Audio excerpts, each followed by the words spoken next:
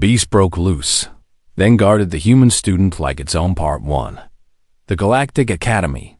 The shuttle dropped out of hyperspace, and Park Yuna pressed her face against the window like a child seeing snow for the first time. The Unified Species Academy hung in the darkness of space like a jewel made of light and metal. It was massive, bigger than any space station she had seen in pictures, bigger than anything humans had ever built. She was 19 years old. She was one of only 3 humans at the academy, and she was terrified. The shuttle docked with a soft hiss, and Yuna grabbed her bag and walked into her new life. The corridors were wide and tall, built to fit species of all sizes. She passed creatures she had only read about in books. A tall being with blue skin and 4 arms nodded at her politely. A group of small, furry creatures scurried past her feet, chattering in a language her translator could not understand. A massive reptilian figure stood near a window, watching the stars with ancient eyes. Yuna felt very small, very soft, very human. Her advisor was waiting for her at the registration center. His name was Vessel Thran, and he was a reptilian from a world called Sereth Prime. He stood 2 meters tall, with green scales and yellow eyes that seemed to look right through her. When he spoke, his voice was deep and slow, like stones rolling down a hill. "You are the new human student," he said. It was not a question. "Yes, sir," Yuna replied. "Park Yuna, I am here for the xenobiology program." Vessel Thran studied her for a long moment. His tongue flickered out, tasting the air. Yuna knew from her studies that this was how his species gathered information. He was reading her, judging her. "Humans are rare here," he finally said. "Your species is young. You have only been traveling the stars for a few hundred years. Most species here have been doing so for thousands, some for millions." "I know," Yuna said quietly. "That is why I wanted to come. To learn." Something shifted in the reptilian's eyes. Perhaps it was respect. Perhaps it was just curiosity. He handed her a datapad with her room assignment and class schedule. "The academy has many wonders," Vessel Thran said. "It also has many dangers. There are places you must not go. The Eastern Wing is forbidden to students without special permission. Do you understand?" Yuna nodded. "What is in the Eastern Wing?" "The containment facilities," Vessel Thran replied. "We study dangerous creatures there. Predators from death worlds. Beings that have killed trained researchers. One creature in particular has been here for 40 years. We call it Specimen 07. Others call it the Ravager." A chill ran down Yuna's spine. "The Ravager?" "It comes from a planet called Karth 4. A death world where everything evolves to kill. The Ravager is the apex predator of that world. It stands 3 meters tall. It has 6 limbs, armored scales that can stop plasma fire, and jaws that can cut through starship metal. In 40 years, it has killed 14 handlers. No species has ever approached it without triggering its kill response." Yuna swallowed hard. "Why do you keep it here?" "Because it is the perfect predator," Vessel Thran said simply. "If we can understand it, we can understand how to survive worlds like Karth 4. But so far, it has taught us only one thing: how to die." He turned and began walking away, then stopped and looked back at her. "Stay away from the Eastern Wing, human. Your species is soft. You have no claws, no scales, no venom. You would not survive a single second with the Ravager." Yuna watched him go. She should have been scared. She was scared. But there was something else too. Something that felt like sadness. That night, in her small room, Yuna could not sleep. She kept thinking about the Ravager. 40 years in a cage. 40 years of being studied and feared. She pulled up the research files on her datapad and began to read. The creature had been captured as an infant. A research team had killed its mother and taken it as a specimen. It had known nothing but cages and fear for its entire life. Every time someone approached, it attacked. Every time someone tried to study it, it killed. The researchers called it a monster. They called it a beast. They called it a perfect killing machine. But Yuna saw something else in the data. She saw a pattern. The Ravager always attacked first when someone showed fear. It always killed fastest when someone tried to run. It seemed to hate weakness. Or perhaps it hated fear itself. She thought about the dogs and wolves of Earth. Thousands of years ago, humans had looked at wolves and seen monsters, killers, beasts that could tear a human apart in seconds. But some humans had not run. Some humans had sat by the fire and waited. And slowly, over generations, the wolves had come closer. They had learned that humans were not prey. They were something else. Something that offered food and warmth and companionship. Now dogs slept in human beds and guarded human children. Yuna wondered if anyone had ever tried to just sit with the Ravager. Not to study it. Not to control it. Just to be near it. Just to show it that not everything in the universe wanted to hurt it. She closed the datapad and stared at the ceiling. She knew she should forget about the creature. She knew she should focus on her studies and stay away from the Eastern Wing. She was just a human. Soft and small and weak. But she could not stop thinking about those 40 years in a cage. She could not stop thinking about an infant torn from its mother and taught that the whole universe was its enemy, somewhere in the Eastern Wing. The Ravager was pacing in its cell, alone, afraid, angry. And Park Yuna, for reasons she did not fully understand, felt her heart break for it. The days passed. Yuna attended her classes and learned about creatures from 100 different worlds. She made a few friends among the other students, though most species kept their distance from the small human girl. She was a curiosity to them, a novelty, the representative of a species that had only recently learned to walk among the stars. But every night, she read more about the Ravager. And every night, she felt the pull of the Eastern Wing growing stronger. She did not know it yet, but her life was about to change forever. And so was the life of the creature everyone called a monster. The beast broke loose, then guarded the human student like its own part too. The breach. 3 weeks into her semester. The solar storm came. Yuna was studying in a small room near the Eastern Wing when the lights flickered. She looked up from her datapad and frowned. The Academy had backup power systems that could run for years. The lights should never flicker. Then the alarms began to scream. Red light flooded the corridor. A voice spoke over the speakers in a calm, mechanical tone that somehow made everything feel more terrifying. Containment breach in the Eastern Wing. All students and non-essential personnel must evacuate immediately. This is not a drill. Containment breach in the Eastern Wing. Yuna jumped to her feet. Her heart was pounding. She ran to the door and pressed the release button, but nothing happened. The door stayed closed. She pressed it again and again, but the metal did not move. No, she whispered. The lockdown protocols had sealed her in. During a containment breach, all doors in the affected area closed automatically to prevent the escaped creature from spreading through the station. It was a safety measure. It was supposed to protect people, but it had trapped her. Yuna pulled out her communicator and tried to call for help. The screen was dead. The solar storm had knocked out the communication systems. She was alone. She was trapped. And somewhere nearby, something very dangerous was free. She heard the first scream. It came from down the corridor, muffled by the thick walls, but still clear enough to make her blood run cold. Then came the sound of metal tearing. Not bending, not breaking, tearing, like paper being ripped by giant hands.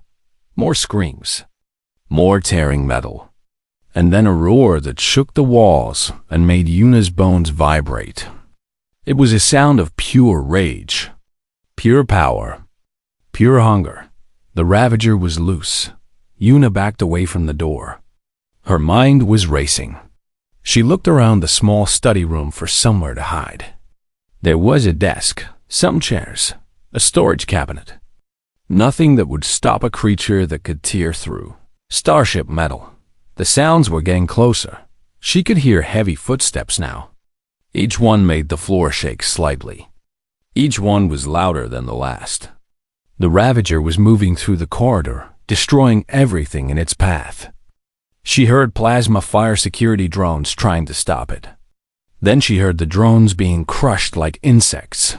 Yuna pressed herself into the corner of the room. Her hands were shaking. Her breath was coming in short, quick gasps. She was going to die. She was going to die alone in this room, far from Earth, far from her family, far from everything she knew. The footsteps stopped outside her door. For a moment, there was silence. Yuna could hear her own heartbeat. She could hear the blood rushing in her ears. She could hear the soft hum of the emergency lights. Then, the wall exploded. The Ravager did not bother with the door. It simply smashed through the wall beside it, sending chunks of metal and plastic flying across the room. Yuna threw her arms over her head and screamed as debris rained down around her. When she looked up, the creature was there. It was bigger than she had imagined. Much bigger. It filled the hole it had made, its massive body blocking out the red emergency lights. Its scales were dark gray, almost black, covered in scars from decades of fighting. Its 6 limbs ended in claws that looked like curved swords. Its eyes were bright orange, burning with an intelligence that was terrifying to see. It was beautiful. It was horrible. It was the most magnificent thing Yuna had ever seen. The Ravager lowered its head and looked at her. Its nostrils flared as it smelled her. A low growl rumbled in its chest, so deep that Yuna felt it more than heard it. This was it. This was how she died. But Yuna did not scream again. She did not run. There was nowhere to run. There was nothing she could do. So she simply stood there, pressed against the corner, and looked at the creature that was about to kill her. And in that moment, something strange happened. She saw the scars on its body more clearly now. Dozens of them. Hundreds. Some were old and faded. Some were newer, still slightly raised. Each one was a memory of pain. Each one was a story of being hurt. She saw the way its muscles trembled slightly. Not from weakness. From constant tension. From always being ready to fight. From never feeling safe. She saw the look in its eyes. Rage, yes. But underneath the rage, something else. Something that looked almost like fear. Yuna's heart was still pounding. Her hands were still shaking. But when she spoke, her voice was soft, gentle. The same voice she used when talking to scared animals back on Earth. You are scared too, are you not? The Ravager stopped growling. Its head tilted slightly, like a dog hearing an unfamiliar sound. Its orange eyes focused on her with terrible intensity. Yuna took a slow, shaky breath. 40 years, she said quietly. You have been in a cage for 40 years. They took you from your mother. They put you in a box and poked you and studied you and never once asked if you were okay. The creature did not move. It did not attack. It just watched her with those burning eyes. I would be angry too, Yuna whispered. I would be so angry. And so scared. And so alone. A tear rolled down her cheek. She was not sure if it was from fear or from sadness. Maybe both. The Ravager made a sound. Not a growl. Not a roar. Something softer. Something almost like a question. And then, slowly, impossibly, it lowered its massive head until its scarred snout was level with Yuna's face. It was close enough that she could feel its breath, hot and heavy against her skin. close enough that one snap of its jaws would end her life. Yuna raised her hand. She did not know why she did it. It was foolish. It was crazy. It was probably the last thing she would ever do. But she placed her palm gently against the creature's snout and let it rest there. The Ravager closed its eyes, and for the first time in 40 years, the perfect predator did not kill. The beast broke loose and guarded the human student like its own part 3. The Bon Kang. Do-hyun had been a security officer for 12 years. He had fought pirates, stopped riots, and faced down criminals from a dozen different species. He thought he had seen everything the galaxy could throw at him. He was wrong. He stood at the front of the security team, plasma rifle raised, staring through the hole in the wall at a scene that made no sense. The Ravager, the creature that had killed 14 trained handlers. The monster that had torn through their security drones like they were made of.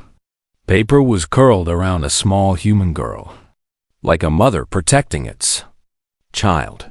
"What the hell?" one of his soldiers whispered. Do-hyun held up his hand. "Everyone stay calm. Do not make any sudden movements." The Ravager's eyes opened. They fixed on the security team with burning intensity. A growl built in its chest, low and dangerous. Its body shifted, muscles coiling, claws scraping against the floor. It was getting ready to attack. "Sir, we need to take the shot," another soldier said. "We have a clear line on its head. We can end this." "No," Do-hyun said firmly. "Sir, with respect, that thing has killed." I said no. Do-hyun lowered his rifle slowly. "Everyone lower your weapons." "Sir." "That is an order." The soldiers hesitated, but they obeyed. One by one, they lowered their plasma rifles. The Ravager watched them, its growl slowly fading. It did not relax, but it did not attack either. Do-hyun looked at the human girl. She was young, 19, maybe 20. Her face was pale and streaked with tears, but her eyes were steady. She had one hand resting on the creature's snout. She was talking to it softly, words that Do-hyun could not hear. "Miss," he called out carefully. "Are you injured?" The girl shook her head. "No, I am fine. Can you move away from the creature?" "I do not think that is a good idea right now." The Ravager made a sound, almost like a purr. It pressed its massive head closer to the girl, and she scratched gently behind what might have been its ear. The most dangerous predator in the galaxy was acting like a pet. Do-hyun had studied xenobiology. He knew about imprinting. Some species formed powerful bonds with the first creature that showed them kindness or safety. But the Ravager had never imprinted on anyone. It had been studied for 40 years, and not once had it shown anything but hatred for every living thing around it. Until now. Until this small, soft human girl with no claws, no fangs, no armor. "Everyone back up," Do-hyun ordered. "Give them space. Get me a communication line to the Academy Council. And someone find out who this girl is." They backed away slowly. The Ravager watched them go. Its body still curved protectively around Yuna. Only when the soldiers had retreated to a safe distance did it finally lower its head and close its eyes again. Yuna let out a breath she did not know she had been holding. Her whole body was shaking now that the immediate danger had passed. The creature beside her was warm, its scales surprisingly smooth against her skin. She could feel its heartbeat, slow and powerful, like a drum made of thunder. "Good," she whispered. "You did good. They will not hurt you. I will not let them." The Ravager made that purring sound again. Its tail curled around her feet, not trapping her, but holding her gently, like it was afraid she would leave.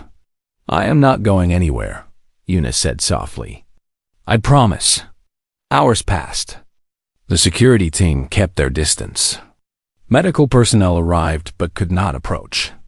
Researchers came with scanning equipment, but the Ravager growled whenever they got too close. Eventually, they brought Do-yoon back. He approached alone, no weapons, hands visible. The Ravager tensed but did not attack. It seemed to understand that this human was not a threat. "My name is Kang Do-yoon," he said to Yuna. "I am the human security liaison for the Academy. I have been talking with the Council. They are very confused about what is happening here." "I am confused too," Yuna admitted. "Can you tell me what happened? How did you end up like this?" Yuna told him everything. The locked door, the wall breaking, the creature entering, and the moment she had reached out and touched it instead of running. Do-yoon listened without interrupting. When she finished, he was quiet for a long moment. "You touched it," he finally said. "You touched the Ravager. No one has ever touched it and lived. I did not think about living or dying. I just saw a creature that had been hurt its whole life. I wanted it to know that not everyone wanted to hurt it." Do-yoon studied her. There was something in his eyes that might have been respect, or wonder, or maybe just disbelief. "The researchers have a theory," he said. "They think the creature has imprinted on you. It has chosen you as its protector. Or maybe it has chosen to be your protector. They are not sure which. Why me?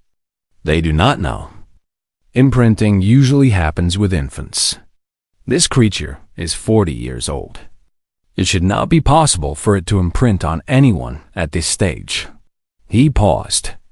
"But humans are strange. Your species has a history of bonding with predators. Dogs, horses, cats. You turn monsters into family." Yuna looked at the creature beside her. Its eyes were open now, watching the conversation with that terrible intelligence. But there was no anger in its gaze when it looked at her. Only something that might have been trust. "What happens now?" she asked. "That is up to the Council. Some want to kill the creature while it is calm. Some want to study what has happened. Some want to separate you and see if the bond breaks." "No," Yuna said immediately. "You cannot separate us. It will go back to being afraid and angry. It will hurt more people." I told them that. But they are scared. They have been scared of this creature for 40 years. Yuna stood up slowly. The Ravager rose with her, its massive body towering over both humans. But it made no aggressive moves. It simply stood beside her, watching, waiting. "Then let them be scared of me instead," Yuna said, "because I am not leaving it. And I am not letting anyone hurt it. Not anymore." Do-yoon looked at the small human girl and the giant predator standing beside her. He saw the determination in her eyes. He saw the loyalty in the creature's posture. And he realized that the galaxy had just changed. "I will tell the Council," he said quietly. "I do not think they will like it, but I will tell them." He turned and walked away. Behind him, Yuna placed her hand on the Ravager's side and felt its heart beating against her palm. "We will be okay," she whispered. "I do not know how, but we will be okay." The creature made a soft sound and pressed its head against her shoulder. For the first time in 40 years, it was not alone. The beast broke loose, then guarded the human student like its own part. 4. Humanity's secret. The weeks that followed were strange and difficult. The Academy Council argued for days about what to do with Yuna and the creature. Some demanded that the Ravager be killed. Others wanted to study the bond. A few suggested sending Yuna back to Earth and hoping the creature would forget her dot in the end. They did nothing. They could not kill the Ravager without going through Yuna first. And no one wanted to be the one to harm a human student and start a diplomatic incident with Earth dot, so Yuna stayed. And the creature stayed with her. She named it Jiam. It meant sword in Korean. It seemed fitting for a being made of blades and armor and deadly grace. At first, they gave her a special room in a secure wing of the Academy.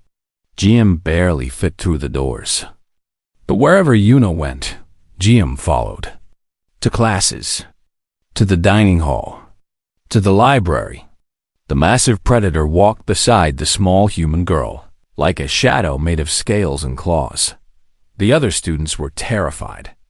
They pressed themselves against walls when Yuna passed. They whispered behind her back. Some changed their class schedules just to avoid being in the same room as the creature. Yuna did not blame them. She understood fear. But she also knew that GM would never hurt anyone unless they tried to hurt her first. She spent hours every day learning to communicate with GM.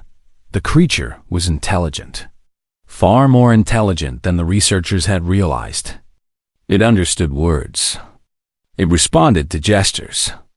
It had moods and preferences and something that looked very much like a sense of humor. GM liked to play.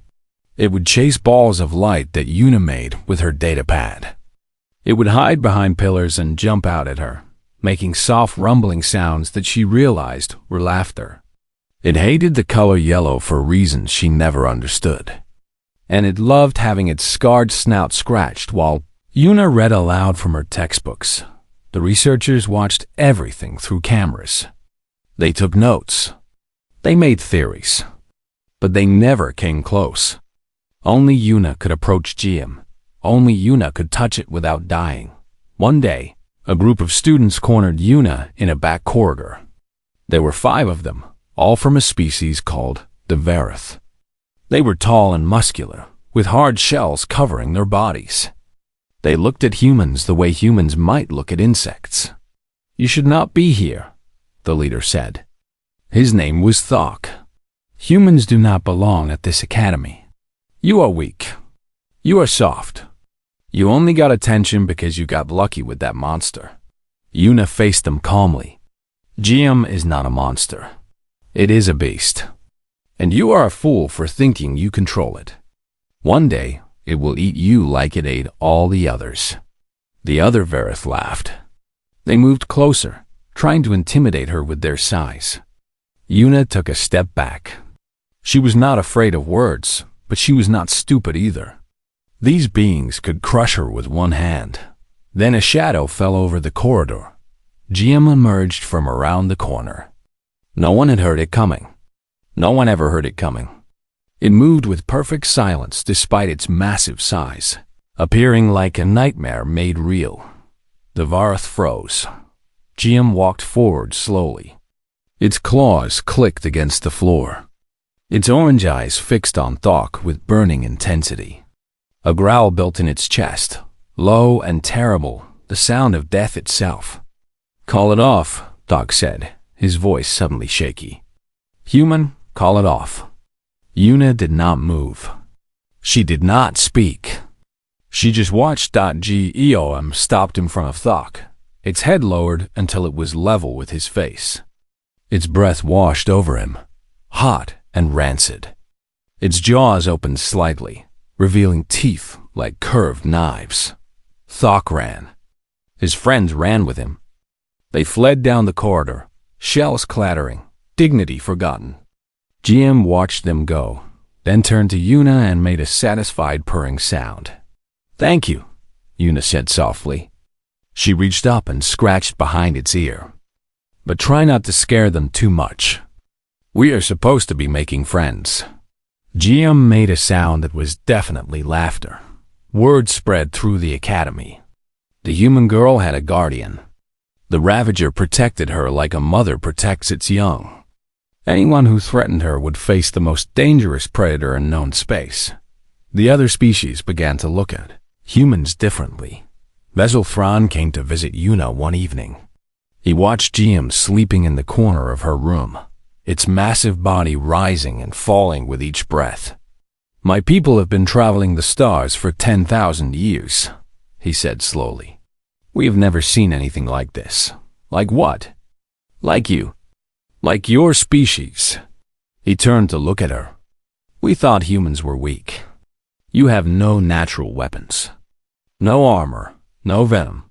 You come from a planet that should have killed you 100 times over. How did you survive?" Yuna thought about the question. She thought about Earth's history. about wolves becoming dogs, about wild horses becoming trusted companions, about cats guarding grain stores and hawks hunting alongside humans. We survived because we made friends, she said finally. Not with other humans. With everything. We looked at the wolves that hunted us and saw something we could love. We looked at the horses that ran from us and saw something we could ride. We looked at every predator, every beast, every monster, and we asked the same question: can we be family? Vessel Thran stared at her. His tongue flickered out nervously. Other species evolved to fight, Una continued. Or to hide. Or to run. We evolved to connect. It is in our blood. It is in our hearts. We cannot help it. We see a creature in pain, and we want to help it. We see something alone, and we want to be its friend. She looked at Jiam, who had opened one eye to watch them. Jiam was not a monster. Jiam was a baby taken from its mother and taught that the universe was full of pain. Everyone showed it fear and hatred, so it gave back fear and hatred. But I showed it something else. I showed it kindness, and that was all it took. Vessel Thran was quiet for a long time. Your species is very young, he finally said. You have only been among the stars for a short time. Many of us thought you would never amount to anything. We thought you would stay on your little planet and fade away. And now? He looked at Jiam. He looked at Una. He looked at the bond between them that should have been impossible. Now I think we were wrong about you. Very, very wrong. He left without another word. But Una saw the expression on his face. It was not fear. It was not confusion. It was respect. The beast broke loose, then guarded the human student like its own Part 5. The reckoning. The attack came without warning. Una was in the library when the explosion started. The floor shook. The lights flickered and died. Emergency alarms screamed through the corridors as red light flooded every room. Attention all personnel, a voice announced over the speakers. The Academy is under attack. Hostile forces have breached the outer hull. All students must proceed to emergency shelters immediately. Jiam was already at her side. The creature had sensed something wrong even before the first explosion. Its muscles were tense, its eyes scanning every shadow. A low growl rumbled in its chest. Easy, Una whispered. Stay with me. They moved through the corridors together. Una could hear screaming in the distance. Plasma fire. The sounds of battle. She did not know who was attacking or why. She only knew they needed to get somewhere safe, but safety was not possible. They turned a corner and found themselves facing a group of armed soldiers. They wore black armor and carried heavy weapons. Their faces were hidden behind helmets, but their body language was clear. They were killers. There, one of them said, pointing at Una. That is the human with the creature. Command wants them both alive, if possible. GM stepped in front of Una, placing its massive body between her and the soldiers. The growl in its chest became a roar. The soldiers opened fire. Plasma bolts struck GM's armored scales and bounced away. The creature charged forward, moving faster than anything that large should be able to move. The soldiers tried to run, but they were too slow. GM tore through them like wind through paper. Una looked away. She heard the screams. She heard the tearing metal. And then she heard silence. GM returned to her side, its claws dripping with blood. It made a soft questioning sound, checking if she was hurt. I'm okay, Una said, though her voice was shaking. We need to find the others. We need to help. They moved deeper into the academy. Everywhere they went, they found chaos. The attackers had come in force, overwhelming the security systems. Students and faculty were being rounded up at gunpoint. The few security drones that remained were being destroyed one by one. Una learned the truth from a wounded officer she found hiding in a maintenance shaft. The attackers were the Broken Empire, a faction of raiders who preyed on research stations and remote colonies. They had come for the Academy's specimens and technology. They had come to take everything valuable and kill everyone else. They have the council, the officer gasped. They have most of the students. The main assembly hall. They are going to start executing hostages if we do not give them access to the vaults. How many attackers? Yuna asked. Maybe 50. Maybe more. They have heavy weapons. We cannot stop them. Yuna looked at Jim. The creature looked back at her. There was no fear in its orange eyes. Only trust. Only loyalty. Only a question. What do you want me to do? Can you open the maintenance tunnels to the assembly hall? Yuna asked the officer. Yes, but you cannot go there. They will kill you. They will try, Yuna said quietly. The tunnels were dark and narrow. Jim barely fit, its massive body scraping against the walls. But it followed Yuna without hesitation, trusting her completely. They emerged in a storage room adjacent to the main assembly hall. Through the door, Yuna could hear voices. The raiders were laughing, celebrating their easy victory. She heard crying too. The hostages. Her classmates. Her teachers died. She thought about the Vera students who had threatened her. She thought about Vessel Thran, who had looked at her with new respect. She thought about Kan Do-yun, who had believed her when no one else would. They were all in that room. They were all going to die unless someone did something. Yuna placed her hand on GM's head. I need you to do something for me, she whispered. I need you to protect them. All of them. Can you do that? GM made a sound that meant yes. Yuna opened the door. The raiders barely had time to react. One moment they were in control, weapons pointed at terrified hostages. The next moment, death itself was among them. GM moved through the room like a storm. It targeted only the armed attackers, ignoring the hostages completely. Its claws flashed. Its jaws snapped. Plasma fire bounced off its scales. The raiders screamed and tried to fight back, but they might as well have been fighting a god. Yuna walked through the chaos untouched. GM always knew where she was, always kept a clear path around her. She moved to the hostages and began untying them, helping them to their feet, guiding them to safety. Go to the emergency shuttles, she told them calmly. Get off the station. We will handle the rest. They obeyed. They ran. And behind them, GM finished its work. When it was over, the floor was covered with the bodies of raiders. Not one hostage had been harmed. GM stood in the center of the room, blood dripping from its claws, breathing heavily. But when it saw Yuna approaching, its posture softened. It lowered its head and pressed its snout against her hand. Good, Yuna whispered. You did so good. The rescue fleet arrived 2 hours later. Lee Taiwan came with them. He was a senior diplomat from Earth, tall and calm, with gray hair and eyes that had seen many things. He looked at the assembly hall. He looked at the dead raiders.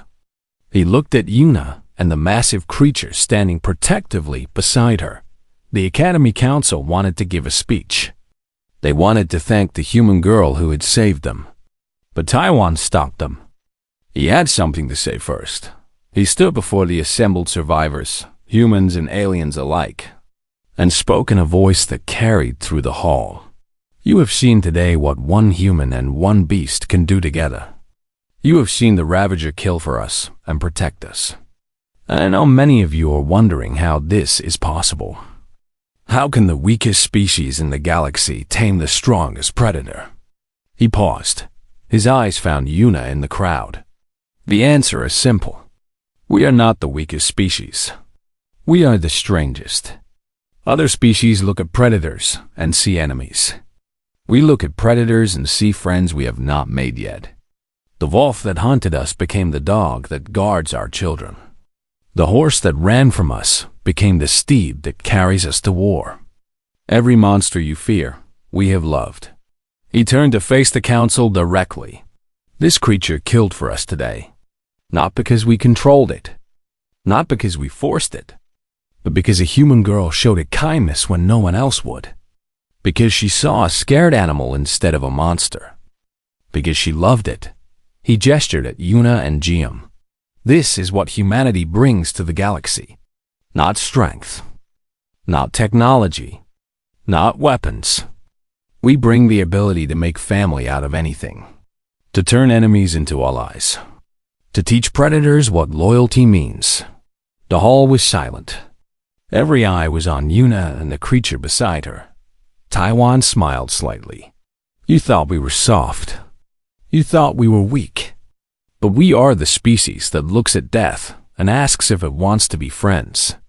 And sometimes, death says yes. Yuna graduated from the academy 3 years later. She returned to Earth with Jiam by her side, registered as her official bonded companion, the first such registration in galactic history.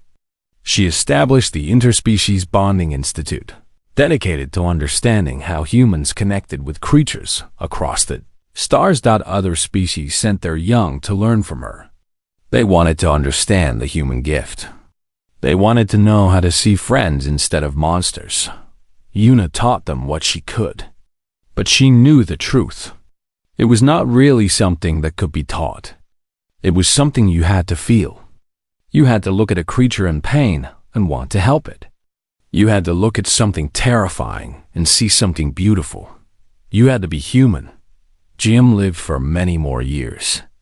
It followed Yuna everywhere, guarding her, loving her, trusting her completely. And when it finally passed, surrounded by Yuna and her family, it died with its head in her lap and peace in its ancient eyes. The galaxy never forgot what they had seen. The humans were no longer the soft newcomers to the cosmic stage. They were the beast tamers, the monster lovers, the species that walked into darkness and made the shadows their friends, and the beast loved them for it.